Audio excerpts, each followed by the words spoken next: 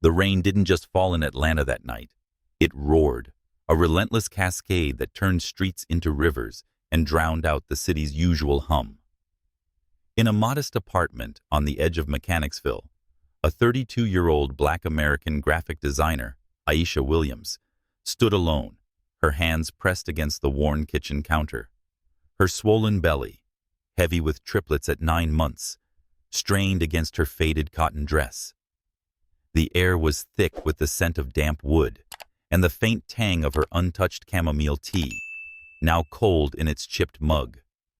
Lightning cracked outside, illuminating the room in stark white flashes, but the silence within cut deeper, a silence born of absence, of promises broken. Aisha's husband, Marcus, was gone. No note, call, or trace. The man who'd once traced her palm with whispered vows of forever had vanished, leaving behind an empty closet, a half-packed duffel bag, and a void that echoed louder than the storm. They'd been married 3 years, their love a fragile tapestry woven from shared dreams of a design studio and a family. But the past few months had unraveled it all. Marcus's late nights, distant eyes, and refusal to touch the ultrasound photos pinned to the fridge. Aisha had sensed the fracture, but she'd clung to hope, believing love could mend what words couldn't. Now, as she stood in the wreckage of that belief, the truth was undeniable. He'd left her, and he'd left their unborn children. Her breath hitched as the first contraction hit, a searing wave that forced her to grip the counter's edge. Sweat beaded on her forehead, curling the edges of her braided hair. She exhaled slowly, counting through the pain as her mother had taught her, but the apartment's emptiness pressed against her chest. The hospital bag sat by the door, packed weeks ago with onesies, diapers, and a tiny knit cap her cousin had sent from Savannah. But there was no one to carry it, drive her through the flooded streets, or hold her hand as the contractions grew closer. Her parents were in Chicago, too far to help. Her friends, scattered by life's demands, hadn't checked in since her last baby shower. And Marcus, her anchor, her partner, was a ghost. Another contraction came, sharper, stealing her breath. Aisha staggered to the couch, her knees buckling as she sank into its sagging cushions. Her phone, balanced on the armrest, blinked a red warning. 5% battery. She fumbled for it, her fingers trembling as she dialed 911. The dispatcher's voice was calm and professional, but the words were a gut punch. "Ma'am, the nearest ambulance is delayed. Flooded roads and a downed power line. Can you hold on for 30 minutes? 30 minutes. It might as well have been an eternity. The contractions were 5 minutes apart now, each one a reminder of her isolation. "I'm alone," she whispered, her voice breaking. "I'm having triplets." The dispatcher promised to expedite, but the line crackled, and the call dropped as her phone died. Aisha's eyes stung, but she refused to cry. Tears wouldn't bring Marcus back. They wouldn't stop the storm or summon an ambulance. She pushed herself up, leaning against the wall as another contraction racked her body. Her gaze drifted to the window, where rain streaked the glass like veins. The street below was a blur of water and shadow, the street lights flickering weakly. She pressed her forehead against the cool pane, her breath fogging the glass, and whispered a prayer her grandmother used to say, "Give me strength, Lord, to carry what's mine." But the words felt hollow, drowned by the fear that she wasn't enough. Not for this moment, or 3 tiny lives depending on her. Her mind raced, piecing together fragments of the past year. Marcus had been her high school sweetheart, the boy who'd cheered at her art shows and promised to build a life together. But success had eluded them. Aisha's freelance design gigs barely covered rent, and Marcus's construction jobs dried up when the economy slowed. The triplets' pregnancy, a surprise after years of trying, had brought joy and strain. He'd started drinking more, retreating into silence, his laughter replaced by sighs. She'd tried to bridge the gap, cooking his favorite oxtail stew, framing their old prom photo, but he'd slipped further away. Last week, she'd found a crumpled receipt for a bus ticket to Birmingham. She'd confronted him, and he'd brushed it off, saying it was for a job interview. Now, she knew better. He'd planned to leave, and he'd done it when she needed him most. Another contraction hit, this one forcing a cry from her lips. She clutched her belly, her nails digging into her palms as she fought to stay upright. The pain was relentless, but it was the betrayal that burned deeper. How could he walk away from their children? From her? She staggered to the door, her hospital bag slung over her shoulder, determined to find help. But the hallway was dark, the elevator out, and the stairs loomed like an impossible mountain. She sank to the floor, her back against the wall, and let out a sob she couldn't hold back. The storm raged on, indifferent to her struggle, and for the first time, Aisha wondered if she'd make it through the night. Outside, headlights pierced the rain, a white sedan moving cautiously through the flooded street.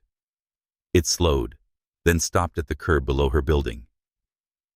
Aisha's heart skipped, a flicker of hope battling her exhaustion. Was it an ambulance? A neighbor? She dragged herself to the window, peering through the downpour. A man stepped out, tall and broad-shouldered, his white skin stark against his dark overcoat. He held an umbrella, but the wind tore at it, rendering it useless. He looked up, his eyes meeting hers through the rain-smeared glass. For a moment, time stilled. Then, without hesitation, he strode toward her building's entrance, his steps steady despite the chaos. Aisha's breath caught. She didn't know him, but at that moment, she knew one thing. Help had arrived. The rain battered the streets of Atlanta, turning the night into a blur of water and shadow. Aisha Williams stood frozen at her apartment window, her breath fogging the glass as she watched the man below stride toward her building. His white sedan idled at the curb, its headlights cutting through the storm like a lifeline. Another contraction gripped her, sharp and unrelenting, forcing her to clutch the windowsill. Her heart raced, not just from the pain, but from the uncertainty of trusting a stranger. She was alone, 9 months pregnant with triplets, abandoned by her husband, Marcus. Yet, as the man's silhouette disappeared into the building's entrance, a flicker of hope stirred in her chest. The knock came moments later, firm but not demanding. Aisha hesitated, her hand hovering over the doorknob. Every instinct screamed caution. Atlanta wasn't a city where you opened your door to strangers, especially not at midnight in a storm. But the contractions were coming faster, each one a vice around her abdomen, and her dead phone left her no other options. She cracked the door open, peering through the gap. The man stood tall, his pale skin glistening with rain, his dark overcoat soaked despite the now tattered umbrella in his hand. His blue eyes were steady, not intrusive, and his voice carried a calm that seemed to quiet the storm. "I'm Ethan Carter," he said. "I got an alert from a hospital contact about someone in distress here. Are you okay?" Aisha's breath caught, another contraction stealing her words. She nodded, then shook her head, her voice barely a whisper. "I'm in labor. Alone." Ethan's gaze softened, but he didn't flinch. "Can I help you get somewhere safe?" he asked, his tone devoid of pity, only purpose. Aisha's mind raced. Could she trust him? Her body answered before her mind could, another contraction bending her forward. Ethan stepped closer, not touching her, but ready to catch her if she fell. "We need to move," he said gently. "There's a place nearby, safe, with people who can help." She nodded, too exhausted to argue. Ethan grabbed her hospital bag from the floor, slinging it over his shoulder as he offered his arm. Aisha leaned into him, her steps unsteady as they navigated the dark hallway.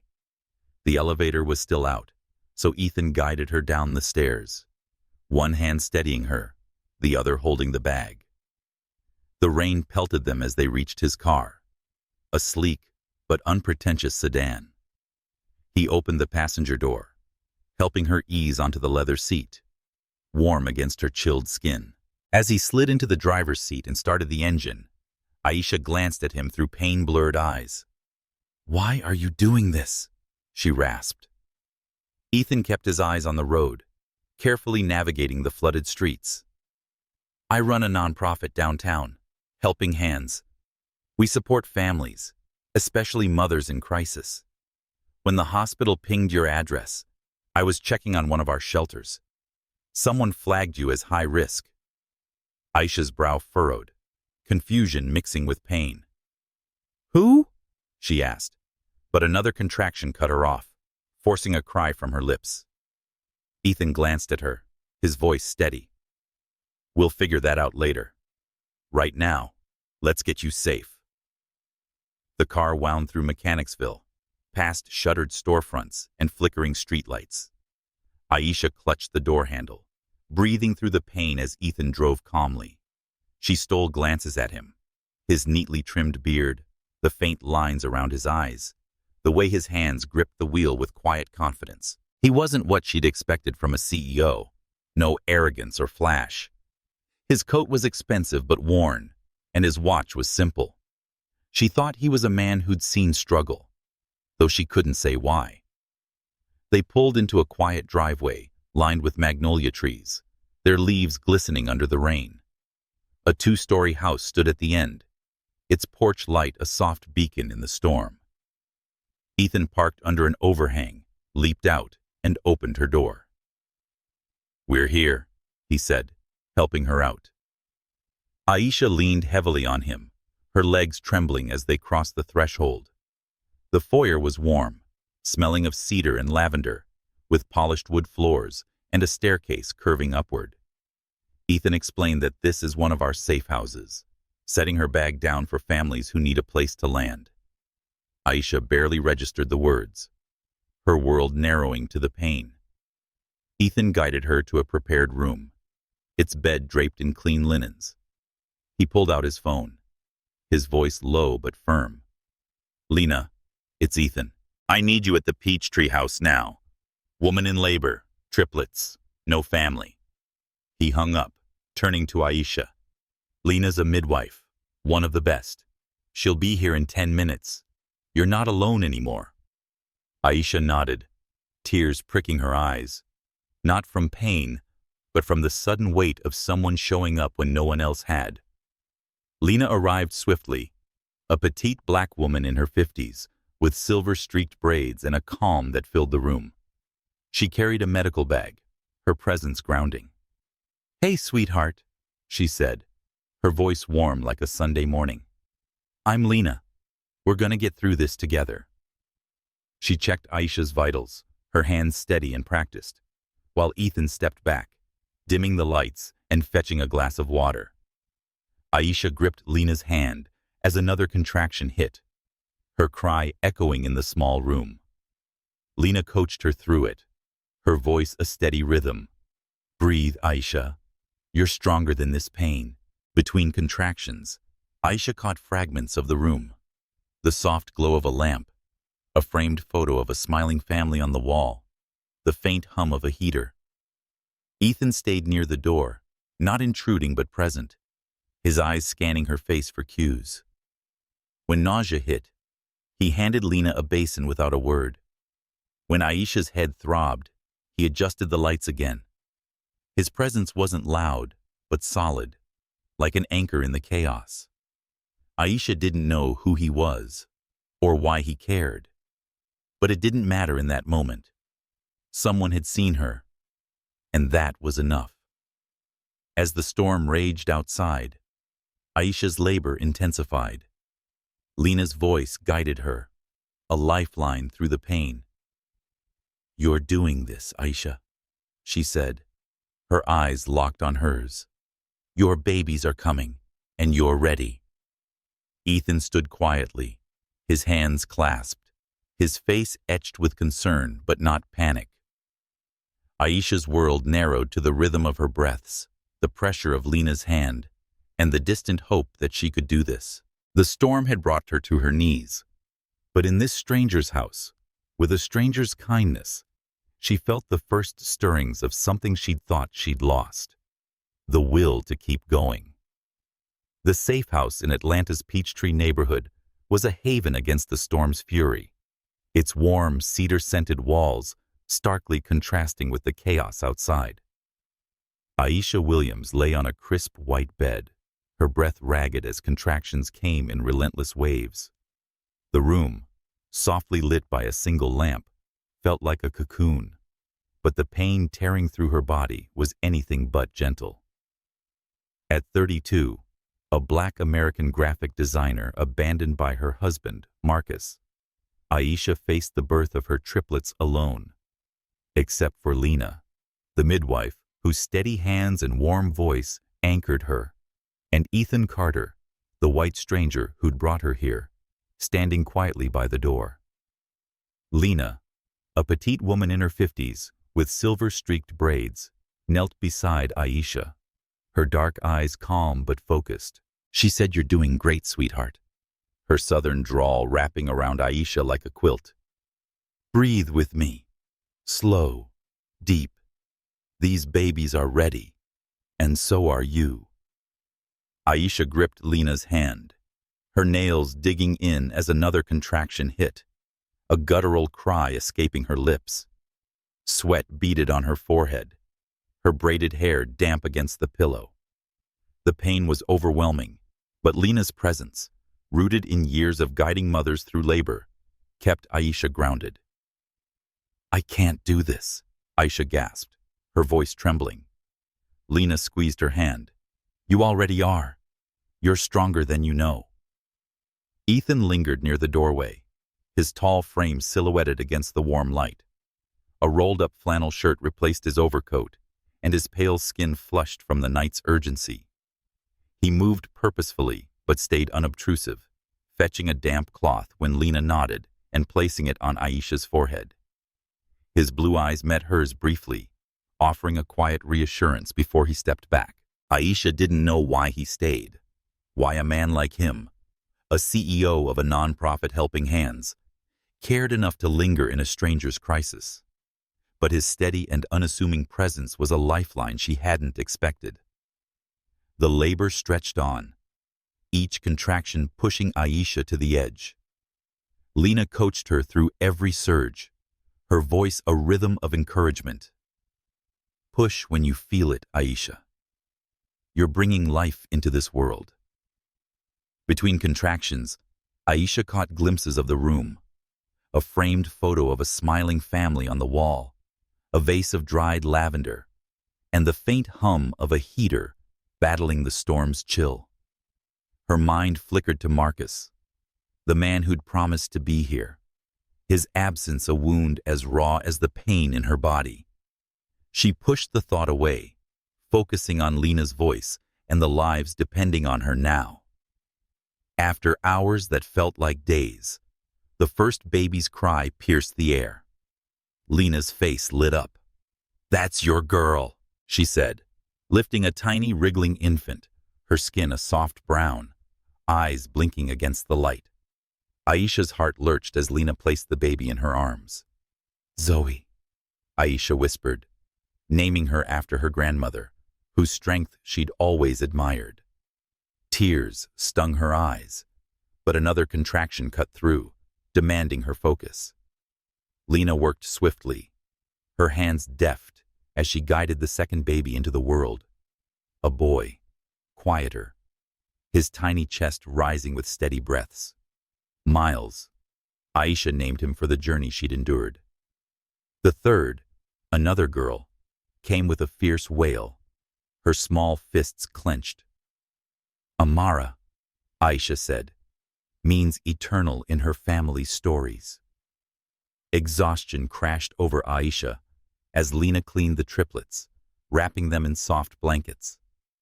She held them, one by one, their warmth anchoring her to the moment. Zoe's tiny fingers curled around her thumb. Miles's eyes fluttered shut, and Amara's cries softened against her chest. But beneath the joy, fear coiled tight. She was a single mother with no savings, husband, or plan. The apartment she'd left behind reminded her of unpaid bills and a life unraveled. How could she provide for 3 children when she could barely stand? Lena sat beside her, adjusting a blanket over Aisha's shoulders. "You did something miraculous tonight," she said, her voice soft but firm. "These babies? They're your strength, not your burden." Aisha nodded, but her eyes drifted to the floor, heavy with doubt. Lena leaned closer, her tone confiding. "I raised my daughter alone after my husband walked out. It's hard, Aisha, but you'll find your way. You've got fire in you." The words, spoken from experience, carried weight, and Aisha felt a spark of resolve flicker within her. Ethan stepped forward, holding a tray with water and a plate of crackers. He said, "You need to eat something," his voice low, not pushing. Aisha took the glass, her hands trembling. "Why are you still here?" she asked, her voice hoarse but curious. Ethan hesitated, his gaze steady. "My mom was a single mother. I saw what it took for her to keep going.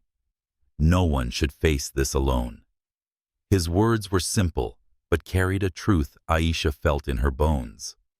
She sipped the water, her eyes meeting his for a moment longer than intended. The storm outside had eased, and the rain was now a soft patter against the windows. The safe house felt quieter, as if holding its breath for the new lives within. Lena checked the baby's vitals, humming a gospel tune Aisha recognized from her childhood church. Zoe, Miles, and Amara slept in a shared crib, their tiny bodies nestled together. Aisha watched them, her heart swelling with love, but aching with uncertainty. Marcus's betrayal loomed significant. His absence was not just a moment, but a future stolen. Yet, with Lena's wisdom and Ethan's quiet support in this room, Aisha felt something shift. She wasn't just surviving. She was beginning to see a path forward, however faint. Ethan moved to the window, peering out at the clearing sky. "The roads should be passable soon," he said. "I can arrange for a doctor to check on you and the babies tomorrow." Aisha nodded, too tired to speak, but grateful. Lena packed her bag, promising to return in the morning. "Rest now," she said, squeezing Aisha's shoulder. "You're not alone in this." As Lena left, Ethan lingered, his hands in his pockets. He said, "I'll be in the next room if you need anything." Aisha managed a small smile. "Thank you," she whispered, the words heavy with meaning. Alone with her triplets, Aisha traced a finger over Zoe's cheek, Miles's, and Amara's. The weight of motherhood pressed against her, but so did the weight of possibility. She didn't know Ethan's story or why he'd chosen to help her, but his presence had changed the trajectory of this night. The storm had tested her, but it hadn't broken her. As the first light of dawn crept through the window, painting the room in gold, Aisha closed her eyes, holding her babies close, and let herself believe that this was not the end, but a beginning. The Peachtree Safe House in Atlanta was a quiet refuge. Its cedar-scented walls and soft morning light starkly contrasted with the storm that had raged a week ago. Aisha Williams, a 32-year-old Black American graphic designer, sat on a worn armchair in the living room, her newborn triplets, Zoe, Miles, and Amara, sleeping in a shared crib nearby. Their tiny, soft, and rhythmic breaths were a fragile anchor in the chaos of her new reality. Aisha's body ached from the ordeal of childbirth, but it was her heart that felt heaviest, bruised by the betrayal of her husband, Marcus, who'd abandoned her just before the birth. The Safe House, run by Helping Hands, a nonprofit led by Ethan Carter, offered shelter. But Aisha couldn't shake the fear that this safety was temporary, a pause before life's next blow. Lena, the midwife who'd guided Aisha through labor, bustled in the kitchen, brewing coffee that filled the air with a rich, grounding aroma. Her silver-streaked braids were tucked under a head wrap, and her warm smile eased the room's tension. "You need to eat, Aisha," Lena said, sliding a plate of cornbread and scrambled eggs across the table. "Those babies need a strong mama." Aisha managed a faint nod, picking at the food. Her appetite was gone, stolen by the letter that had arrived yesterday, its crisp envelope now crumpled on the counter. It was a cold, formal notice from Marcus's lawyer. Marcus was relinquishing all parental rights, citing personal circumstances. The letter explained his departure: crippling debt from failed business ventures, fear of fatherhood's demands, and a one-way ticket to Birmingham. There is no apology, no mention of Aisha or the children, just a signature and a void where love should have been. The words had gutted her, reopening wounds she'd barely begun to close. Aisha had loved Marcus since high school. His charm and ambition were light in her world. They'd dreamed of a design studio, her art paired with his hustle. But debt and disappointment had dimmed his spark, and now she saw it clearly. He'd chosen to escape over them. Self-doubt gnawed at her. Had she been too demanding, too naive? Was she not enough to keep him? She stared at the triplets, their tiny faces peaceful in sleep, and felt a pang of guilt. They deserved a father and a stable home, not a mother drowning in questions. Ethan entered, his flannel shirt rolled up, carrying a stack of diapers from the nonprofit's supply. His pale skin caught the morning light, and his blue eyes held a quiet concern. "Lena says you're not eating," he said, setting the diapers down. Aisha shrugged, her voice low. "Not hungry." Ethan didn't push, instead pulling a chair across from her. He said, "I found something in the office," sliding a sketch pad and a pack of pencils onto the table. "You might want to use it. Lena mentioned you're an artist." Aisha's eyes flicked to the sketch pad, a flicker of recognition stirring. She hadn't drawn since Marcus started pulling away, her creativity buried under stress and pregnancy. "I don't know if I can anymore," she admitted, her voice barely audible. Ethan leaned forward, his tone gentle but firm. "My mom used to paint when things got rough. They said it was like breathing again. It may be worth a try." Aisha met his gaze, surprised by the sincerity in his eyes. She didn't know why Ethan cared, why a white CEO from a different world spent his days checking on her and her babies. But his words sparked something. She took the sketch pad, her fingers tracing its cover, and nodded. "Maybe," she said, a small concession to hope. Lena joined them, sipping her coffee. "You listen to this man," she said, her tone teasing but warm. "He's got a knack for knowing what folks need." She turned to Aisha, her expression softening. "I was where you are once, you know. My girl's father left when she was 2. It broke me for a while, but I found my way. You will too." Aisha's throat tightened. Lena's shared experience was a bridge across their pain. "How?" she asked, her voice cracking. Lena leaned closer, her eyes steady.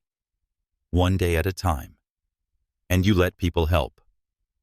Like this one here," she said, nodding at Ethan, who smiled shyly. The triplets stirred, Zoe's soft whimper breaking the moment. Aisha rose, her body protesting, and lifted her daughter, cradling her against her chest. Ethan stood too, handing her a bottle from the warmer. Their fingers brushed, a fleeting contact that made Aisha pause. She wasn't ready to trust, not after Marcus, but Ethan's steady presence, fetching supplies, adjusting the crib, listening without judgment, was hard to dismiss. She said, "You don't have to do all this," rocking Zoe. Ethan shrugged, his voice soft. "I know, but I want to." That afternoon, while the babies napped, Aisha opened the sketchpad. Her hands trembled as she drew. A simple outline of Zoe's tiny fist, Miles's sleeping face, and Amara's furrowed brow. The lines were shaky, but they felt alive, a piece of herself reclaimed. Lena peeked over, nodding approval. "That's your fire, girl. Keep it burning." Aisha smiled, small but genuine, the first in days. The drawing didn't erase Marcus's betrayal, but reminded her of who she'd been before. A creator, a dreamer, a woman who'd once believed in her strength. Ethan returned later, carrying a grocery bag with formula and fruit. He glanced at the sketchpad, his eyes lighting up. "Those are incredible," he said, pointing to the drawings. Aisha flushed, unused to praise. "They're just sketches," she mumbled. Ethan shook his head. "They're more than that. They're you." His words lingered, a quiet challenge to see herself as more than her pain. Aisha didn't respond, but tucked the sketchpad closer, a silent promise to keep trying. As evening fell, the safe house glowed with the warmth of a single lamp. Lena sang a lullaby, her voice carrying the triplets to sleep. Aisha sat by the crib, watching her babies, their names, Zoe for strength, Miles for journey, Amara for eternity, echoing her heritage. Marcus's letter lay on the table. Its words were no longer a blade, but a fact she could face. She was alone, yes, but not entirely. Lena's wisdom, Ethan's kindness, and her art were threads in a new tapestry, fragile but growing. Outside, Atlanta's skyline shimmered through the clearing storm, and Aisha felt a shift. Not healing, not yet, but the courage to imagine it. The Peachtree Safe House in Atlanta buzzed with the soft chaos of new life, its cedar walls absorbing the coos and cries of Aisha Williams' triplets, Zoe, Miles, and Amara. A month had passed since the stormy night Aisha, a 32-year-old Black American graphic designer, gave birth, abandoned by her husband, Marcus. The safe house, run by Ethan Carter's nonprofit Helping Hands, had become her temporary home, a refuge where she navigated the relentless demands of single motherhood. Sunlight filtered through the living room's bay window, catching the dust motes as Aisha rocked Amara, her tiny fists waving. Exhaustion etched her face, but her eyes held a quiet resolve, fueled by her babies and the sketchpad on the coffee table, filled with drawings of their faces. Ethan, the 38-year-old white CEO who'd brought her here, moved through the house easily, balancing a bottle for Miles in one hand and a diaper bag in the other. His flannel shirt was wrinkled, his beard slightly unkempt, and he was far from the polished executive Aisha had imagined. Lena, the midwife, had left for the day, her gospel hymns lingering in Aisha's memory. The triplets' needs, feedings, diaper changes, endless soothing, had woven Aisha and Ethan into a rhythm of shared responsibility. However, Aisha kept her guard up, wary of relying on anyone after Marcus's betrayal. Today, as Zoe fussed in her crib, Ethan knelt beside Aisha, offering a pacifier. "She's got your fire," he said, his blue eyes crinkling with a smile. Aisha chuckled, the sound foreign after weeks of silence. "She's got my stubbornness, you mean?" The moment was small, but warm, a thread in the fragile bond forming between them. Ethan's presence, fetching supplies, warming bottles, even humming off-key lullabies, had become a constant, but Aisha wrestled with it. Trust was a muscle she hadn't exercised since Marcus, and the fear of dependency loomed large. What if Ethan left too? After the triplets were settled that evening, Aisha and Ethan sat in the kitchen, the air thick with the scent of Lena's leftover peach cobbler. Aisha sipped tea, her sketchpad open to a half-finished drawing of the safe house's magnolia tree. Ethan, nursing a coffee, broke the silence. Do you ever think about what you'd do with your art if money weren't an issue? Aisha paused, her pencil hovering. I used to dream of my studio, she said. Marcus and I were going to build vibrant designs rooted in Black stories. But dreams don't pay bills. Her voice carried a bitter edge, the weight of Marcus's abandonment still raw. Ethan leaned forward, his tone earnest. That dream's not gone. You're still here, still creating. Aisha met his gaze, her heart tugging. His belief in her felt genuine, but it scared her too. You don't know me, Ethan, she said, softer than she meant. He didn't flinch. I know what I see. Someone who doesn't quit, even when it's hard. The words landed, stirring a warmth Aisha wasn't ready to name. She changed the subject, asking about his work. Ethan shared haltingly. Helping Hands was born from his mother's struggles as a single parent, her long shifts as a nurse leaving him to fend for himself. I started this to make sure no one feels that alone, he said, his voice low. Aisha's chest tightened, his story echoing her fears for her children. That's why you're here? She asked. To fix me? Ethan shook his head. Not fixing and just helping. You're doing the hard part. His honesty disarmed her, but doubt lingered. Marcus had been honest once too, until he wasn't. She pushed the thought away, focusing on the cobbler's sweet tang and the triplets' soft snores from the next room. The next day, a new challenge arose.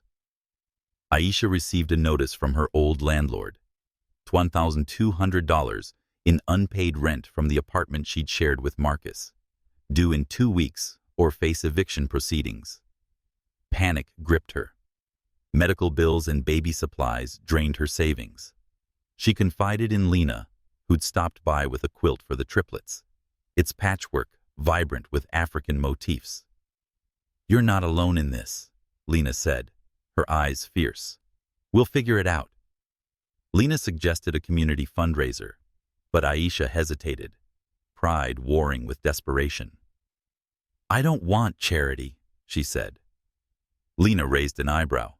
It ain't charity, it's family. Let us carry some of the load. Ethan overheard, offering to connect Aisha with a pro bono lawyer from Helping Hands. No strings, he added, sensing her unease. Aisha nodded, grateful but conflicted. His help was practical, not grandiose, yet it deepened her reliance on him, a risk she wasn't sure she could take. As she fed Miles that night, she caught Ethan rocking Zoe, his clumsy but earnest attempts at a lullaby, drawing a rare giggle from her daughter. The sight softened something in Aisha, but fear followed close behind. What was this? Friendship? Obligation? Or something more? And could she afford to find out? Aisha turned to her sketchpad, drawing the triplets' crib under the magnolia tree, its branches curling protectively. The act steadied her, a reminder of her strength. Ethan peeked over, nodding at the sketch. That's home, he said. Aisha didn't reply, but her guard lowered just a fraction. The safe house hummed with life. Zoe's first smile, Miles's quiet gaze, Amara's restless kicks. And Aisha felt a spark of possibility in its warmth. Marcus's shadow still loomed, but Ethan's steady presence, Lena's fierce support, and her art were building something new, not to replace the past, but to outgrow it. The Peachtree Safe House in Atlanta hummed with the quiet rhythm of early morning, its cedar walls bathed in the golden light of a late summer dawn. Aisha Williams, a 32-year-old Black American graphic designer, sat cross-legged on the living room floor. Her triplets, Zoe, Miles, and Amara, sprawled on a quilt, their tiny hands grasping at colorful toys. 6 weeks had passed since Aisha gave birth, abandoned by her husband Marcus, and rescued by Ethan Carter, the 38-year-old white CEO of Helping Hands. The safe house had become her sanctuary, a place where she and her babies were cared for. But the weight of her past and the uncertainty of her future pressed heavily on her heart. Aisha's sketchpad lay open beside her, filled with vibrant drawings of her children and the magnolia tree outside. Art had become her lifeline, a way to reclaim herself after Marcus's betrayal. Ethan moved through the house, his flannel shirt sleeves rolled up, balancing a tray of oatmeal and fruit. His presence, steady, practical, kind, had woven into her days, from warming bottles to fixing a creaky crib. Their late-night talks about dreams and struggles had built a tentative friendship, but Aisha kept her guard up, haunted by the fear of trusting too soon. Lena, the midwife, had been a constant too, her wisdom and warmth bridging Aisha's pain and the possibility of healing. As Aisha fed Amara this morning, Ethan sat across from her, his blue eyes hesitant. "There's something I need to tell you," he said, setting his coffee mug down. Aisha's stomach tightened, her instincts sharpened by years of disappointment. "What is it?" she asked, her voice steady but wary. Ethan took a breath, his hands clasped. "The night I found you, it wasn't by chance. Helping Hands has a system with local hospitals that provides digital alerts for high-risk cases. Someone flagged your address.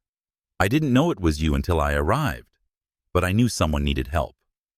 The words hit Aisha like a cold wave. She set Amara in the crib, her movements deliberate to mask the storm inside. "Flagged me?" she repeated, her tone sharp. "Who?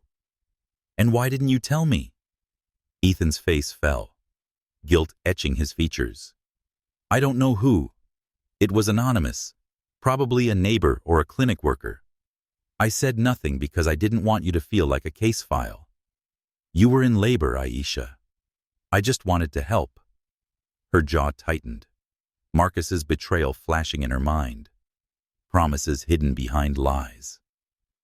"So, did you let me think it was fate or some miracle?" she said, her voice rising. "You knew about me before you knocked on my door." Ethan stood, his hands raised in a gesture of peace. "I should have told you sooner. I feared it'd change how you saw me, like I was doing my job, but it wasn't like that. I stayed because I saw you, your strength, your fight." Aisha turned away, her arms crossed, the sketchpad on the floor forgotten. "You don't get it," she said, her voice trembling. "I trusted you, Ethan. After everything, I let myself believe you were different." The room felt smaller, the warmth of the safe house replaced by a chill of doubt. Zoe's cry broke the tension, and Aisha moved to soothe her, her hands shaking. Ethan stepped back, giving her space. "I'm sorry," he said quietly. "I'll be in the office if you need me." He left, his footsteps heavy on the wood floor. Aisha rocked Zoe, her mind racing. The revelation wasn't just about the alert. It was about control, about being a problem someone else had to solve.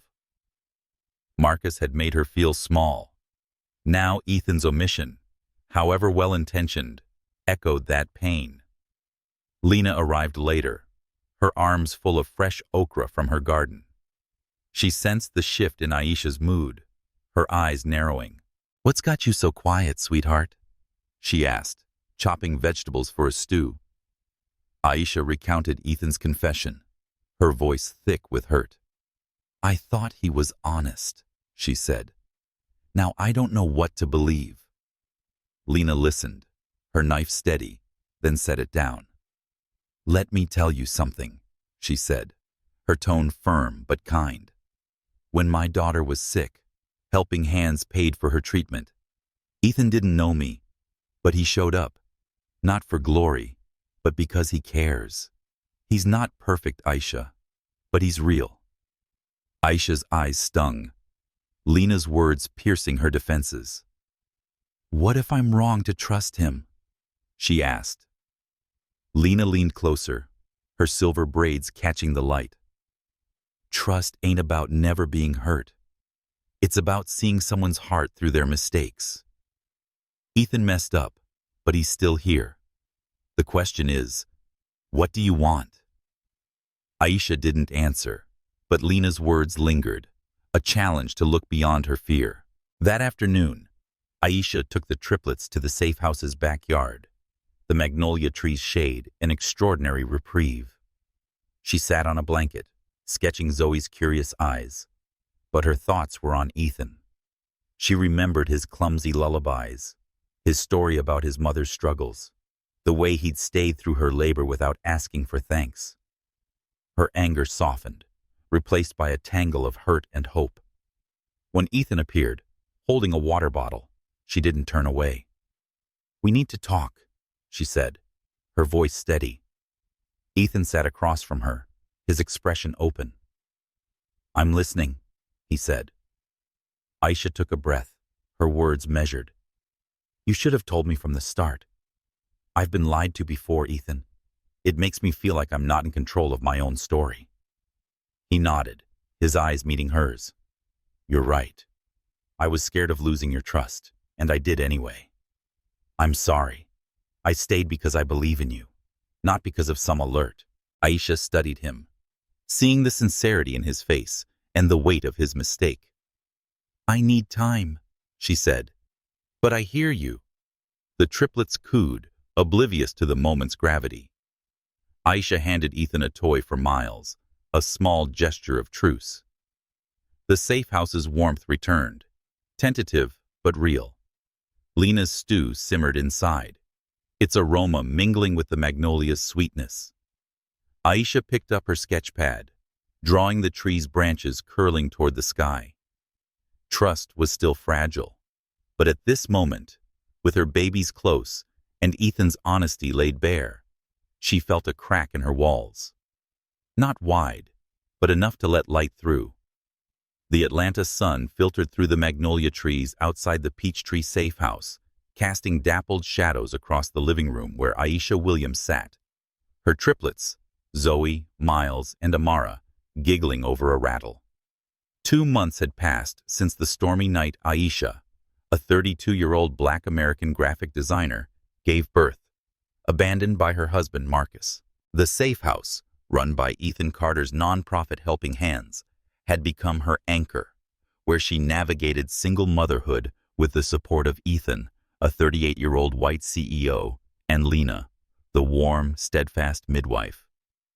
Ethan's recent confession, that he'd found Aisha through a hospital alert, not chance, had shaken her trust, but their honest conversation had opened a fragile path forward. Now, Aisha wrestled with rebuilding that trust while guarding her heart. Aisha's sketch pad lay open, its pages filled with vibrant drawings of her babies and the Atlanta skyline, a testament to her rekindled creativity. She'd started sketching again, urged by Ethan, who saw her art as a lifeline.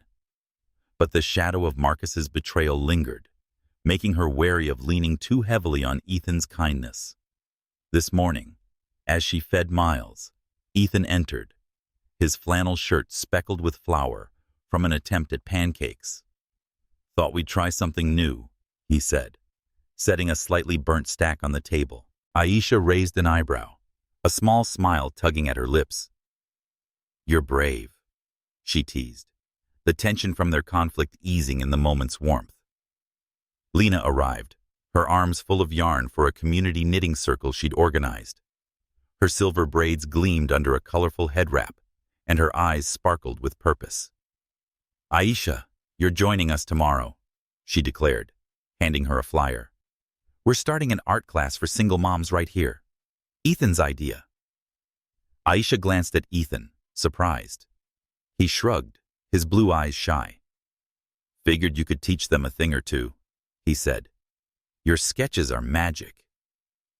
The gesture was thoughtful, not grand, but it stirred something in Aisha. Gratitude, and the familiar fear of owing someone too much. The art class was a revelation. Aisha stood before a small group of women, their faces reflecting her struggles. Tired, hopeful, resilient. She guided them through basic sketching, her voice steady as she shared techniques her mother had taught her, rooted in the bold lines of African American folk art. The women laughed, shared stories of their kids, and drew portraits of their dreams. Aisha felt a spark reignite, her purpose as an artist blending with her identity as a mother. One woman, Tamika, thanked her, tears in her eyes. "You make me feel like I can do this," she said. Aisha's throat tightened. She was helping others, just as Lena and Ethan had helped her. Ethan's role in the class wasn't lost on her. He'd coordinated supplies, secured a local artist to donate easels, and even watched the triplets during the session, his clumsy diaper changes drawing giggles from Amara. Aisha watched him from across the room, his pale hands gentle as he rocked Zoe. His apology from their confrontation lingered in her mind. He'd owned his mistake, given her space, and now this class showed his commitment to her growth, not just her survival. Still, trust was a tightrope, and Aisha wasn't ready to let go of her caution. That afternoon, a new challenge arrived. Aisha received a call from her landlord's attorney, escalating the $1,200 unpaid rent issue from her old apartment. The debt, tied to Marcus's name on the lease, now threatened a lien on her meager savings, barely enough for formula and diapers. Panic surged. She couldn't afford a lawyer, and the safe house, while free, wasn't a permanent solution. She confided in Lena, who sat her down with a glass of sweet tea. "We're not letting this break you," Lena said, her voice fierce. "Helping Hands has a legal fund. Ethan's already on it." Aisha's pride bristled. "I don't want handouts," she said. Lena's eyes softened. "It's not a handout, Aisha. It's community. You gave those women hope today. Let us give some back." Ethan met with Aisha later, and his laptop was open to a pro bono lawyer's contact. "She's good," he said, handing her the number. "She's handled cases like this before." Aisha nodded, her fingers tracing the edge of her sketchpad. "Why do you keep doing this?" she asked, her voice soft but searching. Ethan met her gaze, his expression open. "Because I see you fighting for your kids, for yourself. I've seen what happens when no one steps up. My mom went through it. I can't fix everything, but I can help you fight." His words were plain, not polished, but they landed deep, echoing Lena's advice about community. That evening, Aisha sketched by the window, the triplets asleep in their crib. She drew the art class, capturing Tamika's hopeful smile and the curve of Zoe's cheek. Ethan sat nearby, reading a report, his presence a quiet comfort. Aisha glanced at him, her heart wrestling with gratitude and fear. "I'm trying to trust you," she said, breaking the silence. Ethan looked up, his eyes steady. "I know, and I'll keep showing up, no matter how long it takes." Aisha nodded, her fingers tightening around her pencil. The magnolia tree outside swayed in the breeze, its leaves whispering of resilience. The debt loomed, and trust was still fragile, but at this moment, with her art and babies, Aisha felt a step closer to healing, not whole, but moving forward. The Peachtree Safe House in Atlanta glowed under the soft light of an early autumn evening, its cedar walls alive with the warmth of a flickering lamp. A 32-year-old Black American graphic designer, Aisha Williams, rocked her triplets, Zoe, Miles, and Amara, in their crib, their soft coos mingling with the hum of a gospel playlist Lena had left on. 3 months had passed since Aisha's stormy night of labor, when her husband Marcus abandoned her, and Ethan Carter, the 38-year-old white CEO of Helping Hands, stepped in to help. The safe house had become a cocoon, nurturing Aisha's slow healing through art and community. Her sketchpad, now brimming with vibrant drawings of her babies and Atlanta's skyline, sat on the coffee table, a testament to her reclaimed strength. Ethan's confession about the hospital alert had shaken Aisha's trust. Still, their honest confrontation and his efforts, organizing an art class for single mothers and securing a lawyer for her $200 rent debt, had begun to mend it. Their bond, built on late-night talks and shared care for the triplets, hovered between friendship and something more profound, though Aisha guarded her heart against the pull. Marcus's betrayal lingered, a shadow that made every step toward trust feel like a leap. The safe house was quiet tonight, the triplets restless after a day of teething. Aisha paced the living room, soothing Zoe, whose cries pierced the calm. Ethan appeared, his flannel shirt rumpled, holding a bottle for Amara. "Need a hand?" he asked, his blue eyes soft in the lamplight. Aisha nodded, handing Zoe to him. Their fingers brushed, a fleeting warmth that sent a shiver through her. Ethan cradled Zoe, swaying gently, his off-key hum of Amazing Grace drawing a giggle from the baby. Aisha watched, her heart tugging. His ease with her children, his steady presence, felt like a balm, but it also scared her. Trusting him meant risking pain again. As the triplets settled, Aisha and Ethan sank onto the couch, the gospel playlist fading into a slow jazz tune. The air felt charged, the silence heavy with unspoken words. Ethan glanced at her, his voice low. He said, "You're a natural with them," nodding toward the crib. "They're lucky to have you." Aisha smiled, her fingers tracing the edge of her sketchpad. "They're my everything," she said. "But sometimes I wonder if I'm enough." Ethan leaned closer, his gaze steady. "You're more than enough, Aisha. I see it every day." His words, sincere and straightforward, stirred something deep within her. The jazz swelled, its rhythm soft and swaying. Ethan stood, offering his hand. "Dance with me," he said, a shy grin breaking through. Aisha hesitated, Marcus's empty promises flashing in her mind, but Ethan's open expression pulled her in. She took his hand, her dark fingers intertwining with his pale ones, and they swayed, the triplets' soft breaths a quiet backdrop. The moment felt effortless, their steps falling into sync. Ethan's hand rested lightly on her waist, and Aisha's breath caught as their eyes met. Without thinking, she leaned in, and their lips brushed, a gentle, reverent kiss that held the weight of their shared journey. Aisha pulled back, her heart racing. "I can't," she whispered, stepping away, her hands trembling. Marcus's voice echoed in her mind, promises of forever that crumbled. Ethan's face fell, but he nodded, giving her space. "I'm sorry," he said. "I didn't mean to push." Aisha shook her head, tears pricking her eyes. "It's not you," she said. "It's me. I'm scared." She fled to the kitchen, her breath uneven, the jazz now a distant hum. Lena arrived the next morning, her arms full of fresh collard greens from her garden. Sensing Aisha's turmoil, she sat down with a cup of chamomile tea. "What's got you so shaken, sweetheart?" she asked, her silver braids catching the sunlight. Aisha recounted the kiss, her voice breaking.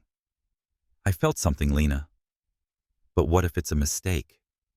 Marcus made me believe in love, and look where that got me." Lena's eyes softened, wise and warm.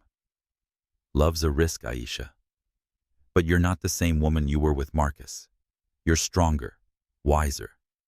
Ethan's not him. He's shown you that. The question is, can you let yourself feel again?" Aisha's throat tightened, Lena's words cutting through her fear. She thought of the art class, Ethan's clumsy lullabies, and his apology after the alert confession. Unlike Marcus, whose love came with conditions, he hadn't pushed or demanded. "I don't know how to start," Aisha admitted. Lena squeezed her hand. "Start small. Let him in, one moment at a time." Aisha nodded, her resolve flickering. She wanted to believe in the possibility, but the weight of her past made every step heavy. That evening, Aisha leaped. She invited Ethan to cook dinner, a simple meal of cornbread and greens inspired by Lena's recipe. The kitchen filled with laughter as Ethan fumbled with the collards, his hands clumsy but earnest. Aisha guided him, their shoulders brushing as they chopped and stirred. "You're hopeless," she teased, her smile genuine. Ethan grinned, flour on his cheek. "But I'm learning." The meal was imperfect, slightly burnt cornbread, over-seasoned greens. But it felt like home. As they ate, Aisha caught Ethan watching her, his eyes warm but patient. "Thank you," she said, her voice soft for giving me time. He nodded, his hand brushing hers across the table, always. The safe house glowed with the scent of greens and the triplets' soft snores. Aisha's sketchpad lay open, a new drawing taking shape. A silhouette of two figures dancing under a magnolia tree. Trust was still a fragile thread, but with Ethan's laughter and her baby's warmth, Aisha felt it strengthen in this moment. She wasn't rushing toward love, but she was opening the door, just a crack, to let it in. The Atlanta autumn painted the Peachtree safe house in hues of amber and crimson. The magnolia tree outside its windows, dropping leaves that danced in the breeze. Aisha Williams, a 32-year-old Black American graphic designer, sat at the kitchen table, her triplets, Zoe, Miles, and Amara, babbling in their high chairs, their tiny hands smearing mashed sweet potatoes. 4 months had passed since Aisha's harrowing labor, abandoned by her husband, Marcus, and rescued by Ethan Carter, the 38-year-old white CEO of Helping Hands. The safe house had become her haven, where she'd rediscovered her art, rebuilt trust with Ethan after his hospital alert confession, and shared a fleeting kiss that stirred hope and fear. Now, as she balanced motherhood and healing, a new opportunity loomed, threatening to disrupt the fragile rhythm she'd built. Aisha's sketchpad lay open, its pages bursting with designs, portraits of her babies, bold patterns inspired by African-American quilt traditions, and a logo she'd sketched for Helping Hands. Art had become her anchor, a way to process Marcus's betrayal and reclaim her identity. Ethan moved through the kitchen, his flannel shirt dusted with flour from a biscuit-making attempt, his blue eyes bright as he handed Amara a rattle. Their bond, forged through late-night talks and shared care for the triplets, had deepened since their kiss. But Aisha kept her heart guarded, wary of moving too fast. That morning, an email changed everything. A local startup, Vibrant Roots, offered Aisha a contract to design their branding, logos, website, packaging, for a community-focused grocery co-op. The pay was modest but steady, a chance to rebuild her savings, strained by the $2,200 rent debt still unresolved despite Ethan's pro bono lawyer. The catch: the job demanded long hours, including late nights and weekends, pulling her away from the triplets. Aisha stared at the email, her excitement tangled with dread. She wanted this, her dream of a creative career reborn. But how could she manage it alone? She confided in Lena, the midwife, who arrived with a thermos of coffee and a knowing smile. Her silver braids were tucked under a head wrap, and her warmth filled the room. Lena said, "This is your shot." Aisha stirred sugar into her cup. "You've got the talent to burn, but you're scared. Talk to me." Aisha sighed, rocking Miles. "It's not just the hours. It's leaving them," she said, nodding at the triplets. "I'm all they have, they. What if I fail them?" Lena's eyes softened. "You're not alone, sweetheart. You've got us. And that man over there," she said, glancing at Ethan, who was wiping sweet potato off Zoe's cheek. "He's not going anywhere." Ethan overheard, joining them. "What's the news?" he asked, his tone curious. Aisha explained the job offer, her voice hesitant. Ethan's face lit up. "That's incredible, Aisha. You deserve this." He paused, sensing her worry. "I can adjust my schedule and help the kids when you're working late." Aisha's chest tightened. His offer was generous, but it deepened her reliance on him, a risk she still feared after Marcus. "I appreciate it," she said, "but I need to do this on my terms." The tension surfaced later that week during a fussy evening when Amara refused to sleep. Exhausted from a trial run at Vibrant Roots, Aisha insisted on a strict bedtime routine: bath, story, lights out. Ethan, watching Amara's cries, suggested letting her stay up playing softly with a rattle. "She's just exploring," he said, his voice gentle. Aisha snapped, her fatigue boiling over. "They need structure, Ethan, not chaos. I'm their mother. I know what's best." Ethan's face fell, but he nodded. "I didn't mean to overstep," he said, stepping back.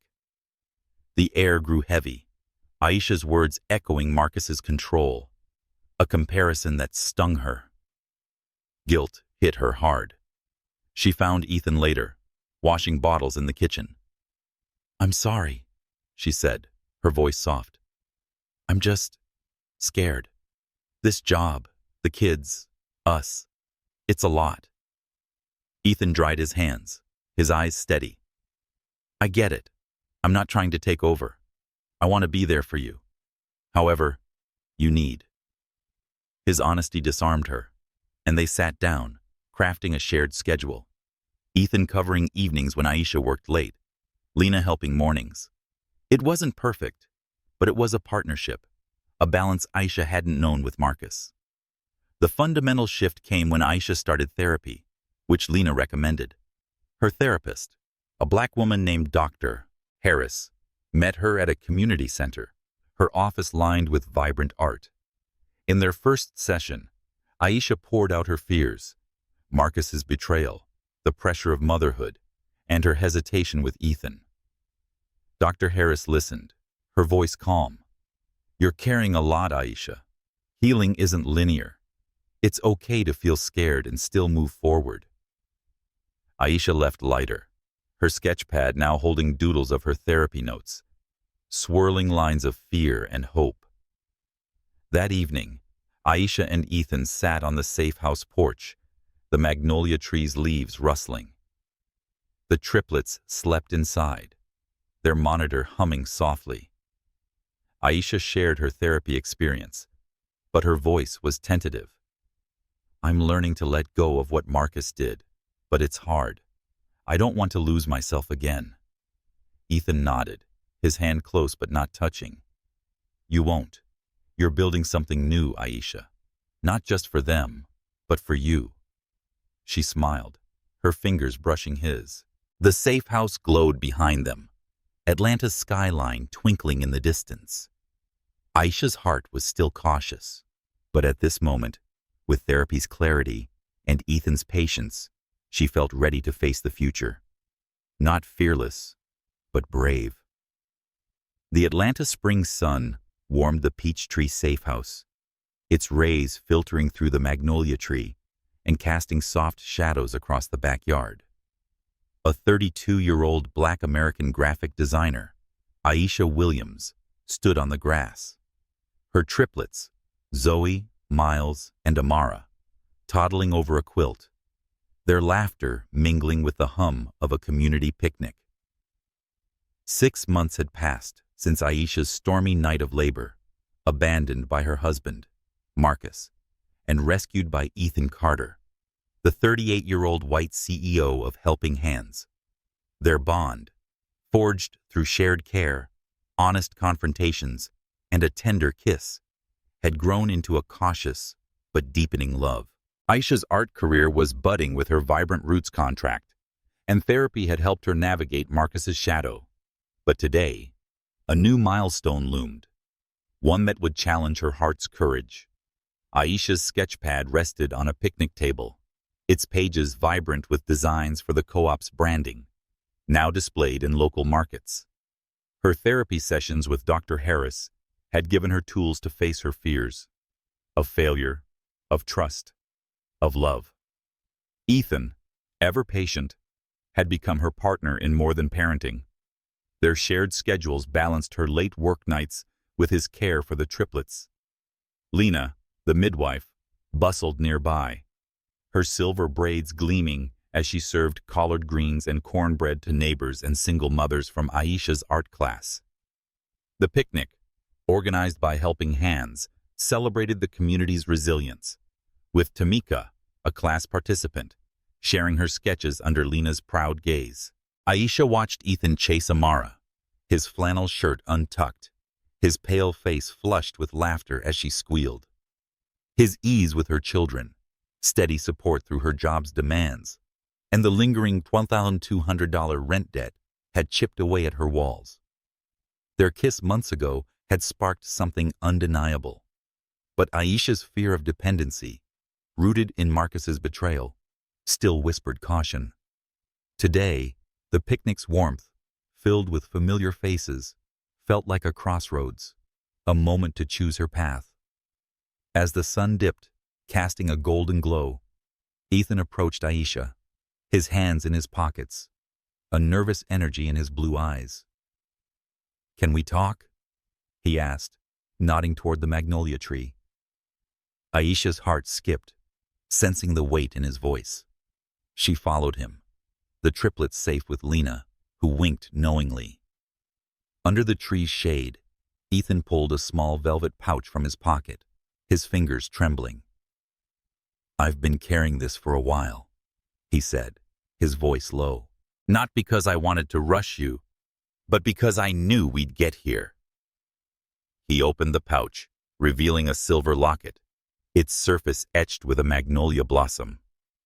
Inside were two tiny photos, one of the triplets in their crib, the other of Aisha at her art class, smiling fiercely. Engraved within were the words, "Start new together." Aisha's breath caught, tears pricking her eyes. "I'm not asking for everything," Ethan said, his gaze steady. "But I love you, Aisha. I love your strength, your art, and your kids. If you'll let me, I want to build a life with you, not to fix you, but to stand beside you." His words were raw, unguarded, a vow that echoed the partnership they'd built. Aisha's heart raced, Marcus's empty promises flashing in her mind. She clutched the locket, its cool metal grounding her. "I'm scared," she admitted, her voice trembling. "I want this. But what if I lose myself again?" Ethan stepped closer, not touching, but present. "You won't," he said. "You're not who you were with him. You're Aisha, artist, mother, fighter. I'm not here to take that away. I'm here to share it." His certainty, rooted in months of showing up, stirred her. She thought of therapy, Dr. Harris's words, "Love is a choice, not a trap." She thought of Lena's fierce belief in her and the community around her. The picnic's laughter drifted over. Tamika's voice, Lena's chuckle, the triplets' giggles. Aisha looked at Ethan, seeing not a savior but a partner, flawed but committed. She said, "I need to be sure," her voice steady, "not just for me, but for them." Ethan nodded, his hand brushing hers. "Take all the time you need. I'm not going anywhere." Aisha's eyes welled, but she smiled, slipping the locket around her neck. "I'm saying yes," she whispered, "not to a vow, but to us, to trying." Ethan's face broke into a grin, and he pulled her into a gentle embrace, the magnolia's scent wrapping around them. Lena approached, her eyes twinkling. "Knew you'd get there," she said, hugging Aisha. Tamika and the neighbors cheered, sensing the moment's joy, their applause a chorus of support. The triplets toddled over. Zoe clutched Aisha's leg, Miles reached for Ethan, and Amara giggled at the crowd. Aisha lifted Zoe, her locket glinting in the sun. She wasn't erasing Marcus's pain, but choosing to outgrow it with Ethan, her children, and a community that saw her strength. That night, Aisha sketched under the safe house's lamp, drawing the locket among magnolia leaves. The triplets slept, their breaths a soft rhythm. Ethan sat nearby, reading, his presence a quiet anchor. Aisha's therapy notes lay beside her, lines of fear, hope, and choice. The rent debt still loomed, and her job's demands pressed. But at this moment, with the locket against her heart and Ethan's steady gaze, Aisha felt empowered. She was choosing love, rooted in her resilience and the community that held her up, not as a leap, but as a step. The Atlanta summer sun bathed the Peachtree safe house in golden light, its backyard transformed into a vibrant tapestry of community and love. Aisha Williams, a 32-year-old Black American graphic designer, stood under a magnolia tree, her ivory linen dress flowing softly, adorned with a hand-woven belt of kente cloth.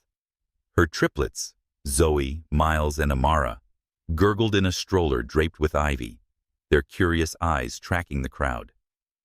9 months had passed since Aisha's stormy labor, abandoned by her husband, Marcus, and rescued by Ethan Carter, the 38-year-old white CEO of Helping Hands. Today, under the tree where Ethan had proposed with a locket engraved, "Start New Together," they were marrying, surrounded by the community that had held Aisha through her darkest days. Aisha's journey had been one of resilience, reclaiming her art through vibrant roots, healing through therapy with Dr. Harris, and slowly opening her heart to Ethan. Their bond, tested by his hospital alert confession and strengthened by shared parenting and honest talks, had grown into a partnership rooted in mutual respect. Her sketchpad, now a portfolio for local businesses, lay on a picnic table, its pages alive with designs inspired by African American heritage. The midwife Lena stood nearby, her silver braids gleaming under a head wrap, serving sweet tea to neighbors and single mothers from Aisha's art class. Tamika, a class participant, adjusted a banner of paper cranes, her smile radiant. The ceremony was simple. No cathedral or string quartet, just a wooden arch woven with jasmine and marigolds, symbols of rebirth and strength. Ethan waited beneath it, his sand-colored suit understated, his blue eyes soft with awe. He saw Aisha not as a project, but as a woman who'd rebuilt herself, her strength a beacon. Aisha stepped forward, her bouquet of okra blossoms and baby's breath, a nod to her southern roots and her children's innocence. The music, a soulful guitar strummed by a local artist, filled the air, and Aisha's heart steadied. This wasn't a fairy tale. It was a choice, deliberate and hard-won. Lena officiated, her voice warm and steady. "We're here to celebrate Aisha and Ethan, two souls who found each other in a storm and chose to build something new. Instead of traditional vows, they shared letters." Aisha went first, her voice clear. "Ethan, you saw me when I felt invisible. You didn't try to save me. You walked with me. I choose you, not because I need you, but because I want you." Ethan's eyes glistened as he unfolded his letter. "Aisha, you taught me love is showing up daily through the mess. I vow to stand by you, listen, and grow with you and our kids." The crowd, neighbors, art class mothers, Helping Hands staff, cheered softly, their presence a testament to the community. The rings, simple silver bands etched with magnolia leaves, sealed their promise. As they kissed, Zoe clapped, Miles babbled, and Amara squealed, drawing laughter. The reception was a potluck of collard greens, cornbread, and peach cobbler, with kids playing tag and music drifting from a Bluetooth speaker. Aisha and Ethan danced, their steps unpracticed but joyful, the triplets in their arms. Tamika raised a glass, toasting, to the family, built, not born. Aisha's locket gleamed against her chest, a reminder of their shared beginning. Days later, they moved into a modest home nearby, funded partly by Aisha's Vibrant Roots contract and Ethan's savings. The house, with its creaky floors and sunny porch, felt like theirs. Aisha painted a mural in the nursery, 3 stars over a magnolia tree, labeled Zoe, Miles, Amara, her art claiming the space. Ethan launched Aisha's Light, a helping hands program for single mothers, inspired by her resilience. The triplets thrived, each with distinct quirks.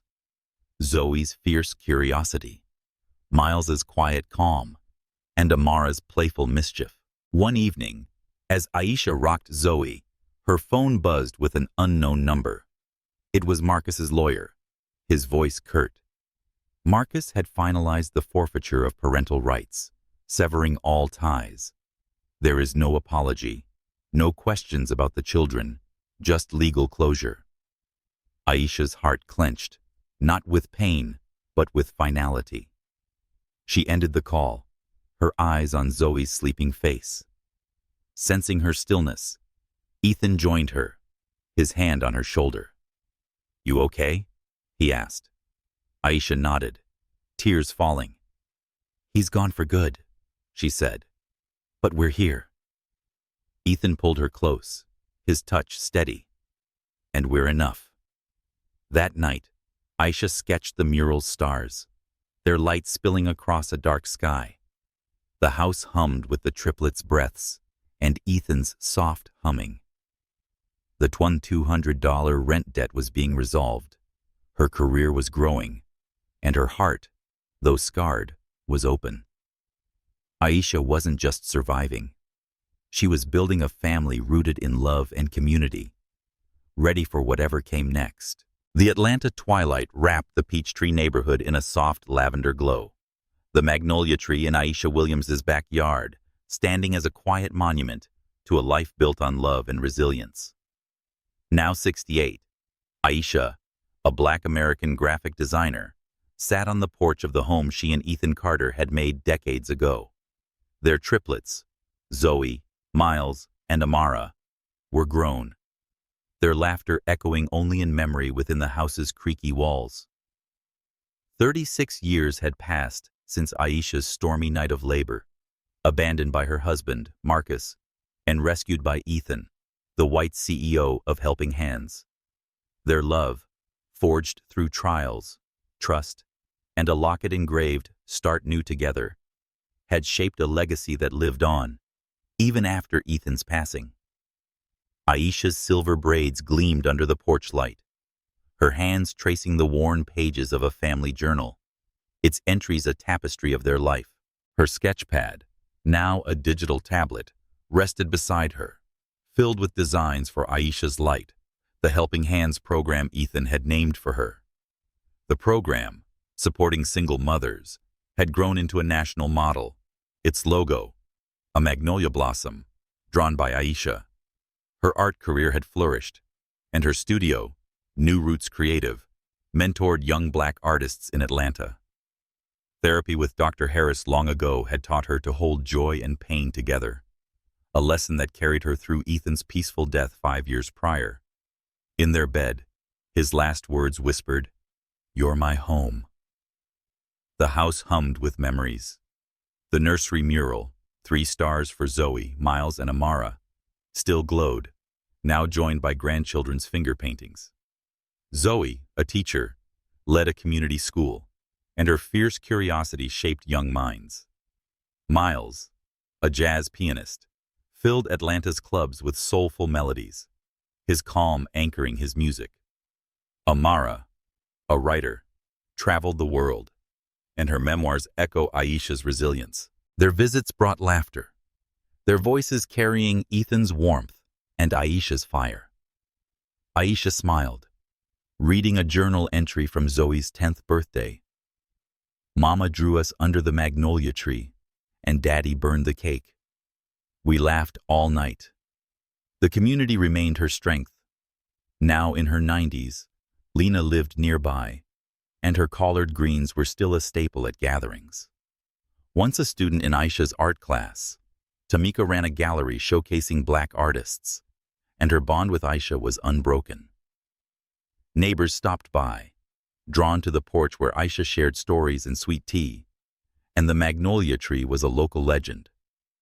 Like Aisha's, its roots had weathered storms, and its blossoms symbolized renewal. A recent letter from a single mother, inspired by Aisha's light, thanked Aisha, "Your story gave me hope." Aisha's eyes welled her survival, now a beacon for others. Tonight, Aisha walked to the tree, her locket glinting against her chest. She'd worn it since Ethan's proposal.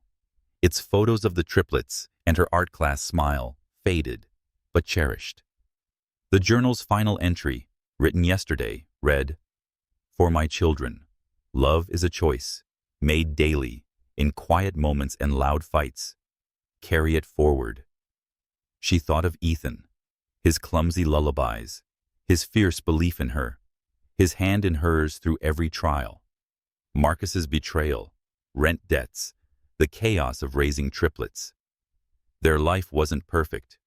They'd always argued over money and grieved lost dreams, but chose each other. Aisha's art had evolved, her latest mural adorning a community center, a vibrant weave of Black Southern life, with magnolias curling around stars. She mentored students. Her studio was a haven where young artists found a voice, just as she had. Zoe's school displayed Aisha's prints, Miles's music accompanied her exhibits, and Amara's books quoted her wisdom.